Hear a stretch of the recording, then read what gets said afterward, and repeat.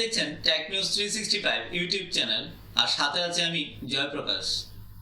আমাদের নেটওয়ার্ক ফিল্ডে অনেক ছোট ছোট বিষয় আছে যে বিষয়গুলো অনেক গুরুত্বপূর্ণ। সেই গুরুত্বপূর্ণ বিষয়গুলো নিয়েই বেসিক নেটওয়ার্কিং ডিটেলসে আমার যাত্রা শুরু। আর এই বিষয়গুলো আমি আমার ভাষায় সহজ সরলভাবে উপস্থাপন করার চেষ্টা করব। আর সেই ক্ষেত্রে আজকে যে বিষয়টি নিয়ে আমি আপনাদের সামনে উপস্থাপন করছি সেই বিষয়টি হচ্ছে what is a computer network. আসুন বুঝে নেওয়া যাক কম্পিউটার নেটওয়ার্কটা কি খুব অল্প সময়ের মধ্যে।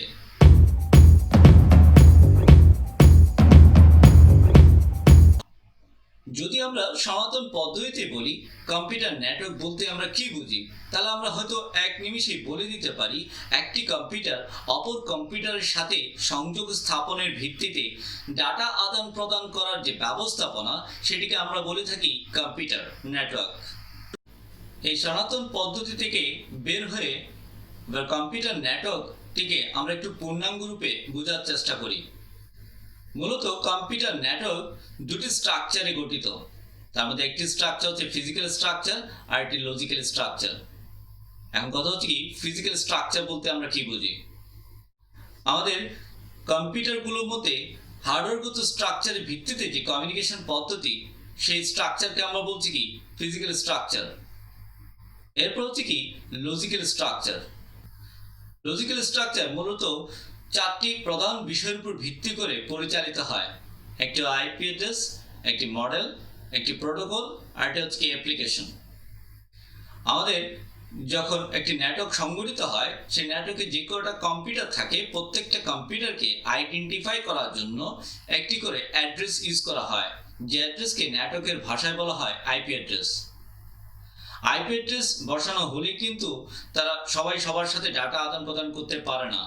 এর পরবর্তীতে দরকার পড়ে মডেল।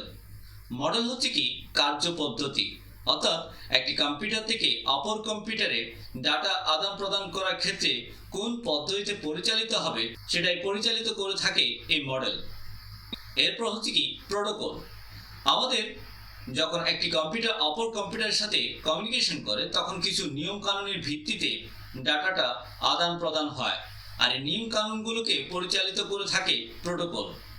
এরপর হচ্ছে কি কম্পিউটারগুলোর মধ্যে কমিউনিকেশন করার জন্য ইউজ করা হয় অ্যাপ্লিকেশন, অর্থাৎ একটি কম্পিউটার থেকে অপর কম্পিউটার মেসেজ পাঠানোর জন্য নিশ্চয়ই কোনো না কোনো অ্যাপ্লিকেশনের উপর ভিত্তি করেই আমরা তাদের বার্তা প্রদান করে থাকি। আর এই চারটি বিষয়ের উপর ভিত্তি করে যে স্ট্রাকচারটি গঠিত সেটি হচ্ছে কি লজিক্যাল স্ট্রাকচার। আর ফিজিক্যাল স্ট্রাকচার এবং লজিক্যাল স্ট্রাকচারের পূর্ণাঙ্গ রূপের ভিত্তিতেই গঠিত হয় কি নেটওয়ার্ক। আমি খুব অল্প সময়ের মধ্যেই আপনাদের কম্পিউটার নেটওয়ার্ক বলতে কি বোঝায় তা বোঝানোর চেষ্টা করেছি। আশা করি বুঝতে পেরেছেন। আগামীতে নেটওয়ার্ক ফিল্ডের আরো গুরুত্বপূর্ণ বিষয় জানার আমন্ত্রণ জানিয়ে আজকে এইটুকুই রাখলাম।